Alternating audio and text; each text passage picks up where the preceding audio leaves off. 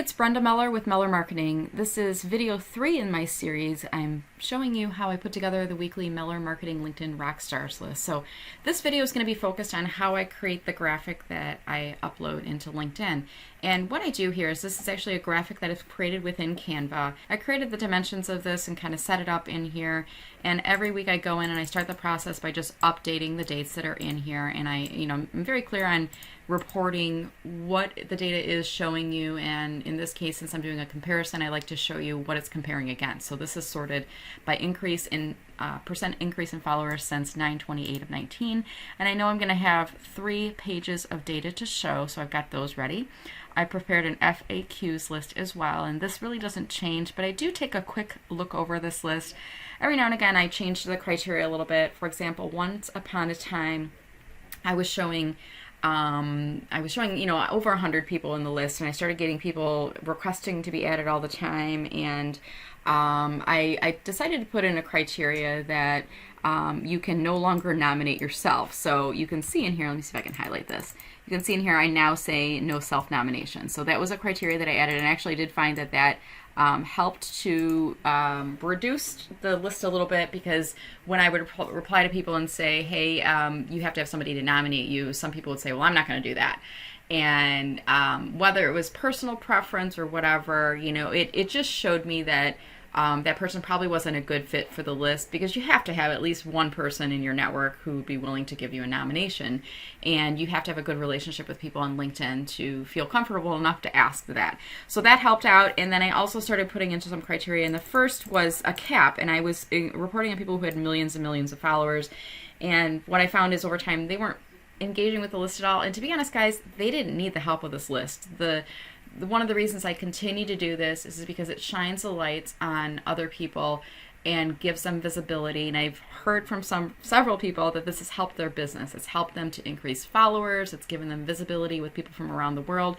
So I've found that it seems like 100,000 is that magical number. Once you exceed that, your business is already off and running, and you're doing a great job. So Shay Rowbottom was one of the latest people that capped out at, she went from, 92, 98, and then she was over 100.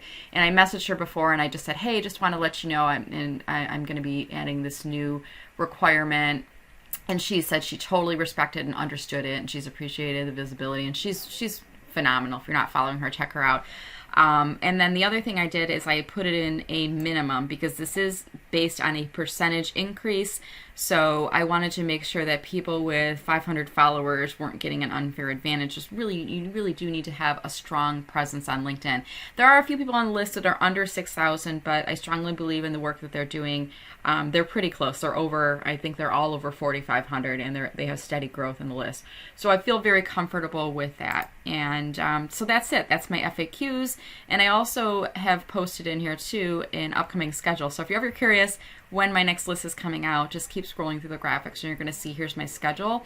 You'll notice in here that I have non-LinkedIn trainers once a month. I try to do that like the second week of the month, and then everything else is focused on LinkedIn trainers. That helps to keep the list a little bit smaller and give some visibility to some different people, because then I'm able to highlight 25 on one list, 25 on another list, so I'm really highlighting 50 people, so some nice visibility there.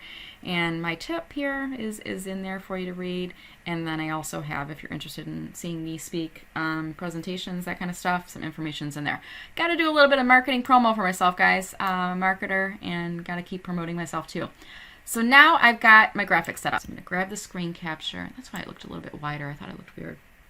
So 25 going across, and it's almost square, so I'll be able to expand that out and it'll be a little bit easier to view.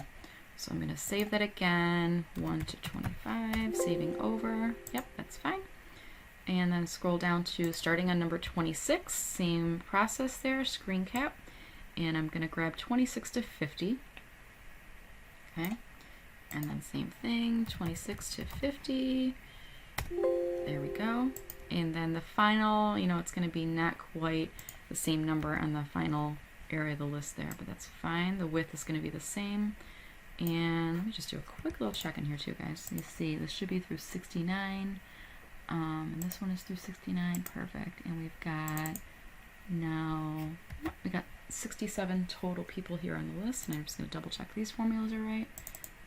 Good. Okay. That one's right, good. So we have a pretty closely gender balanced list there. Really nice there.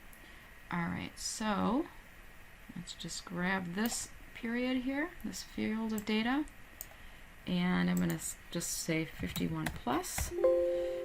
That's good. And now I've got my 3 pictures that I'm going to import into my graphic. So Canva is a really great tool if you're not using it already. I highly recommend it. I've mainly been using the free version, but recently upgraded to the paid version of Canva, and I found it's worth the investment, especially if you're a social media manager and you like to have folders and brand guidelines and everything sorted in here. It makes my job a little bit easier. So I know this is the one that's 1 to 25, and I highlighted my name in green here a while back. I think I had it highlighted in blue or some other color, and somebody commented and they said they can't see it, and I think it's either the screen resolution or they may have color blindness. For whatever reason, the blue wasn't popping, so I changed my name to green. Hey, I'm a marketer. I'm going to give myself a little bit of visibility here on the list. So dropping that in here and making sure it's centered. So that's about as large as I can get it. I can probably pull it up a little bit more, but that's about as large as I can get it in here. So I will leave that right here. And then I'm going to move down to the second block, and I know it's the longer list that's the second block in here. And then same technique, I'm going to make it as large as I can. And I want to make sure the text is all legible in there, so I'm going to make that a little bit smaller. So that's 26 through 50, and the third format of the list is this one right here. Make it as large as I can, and that looks like that's good. So I've got all the graphics that are dropped in there now. Everything's looking good.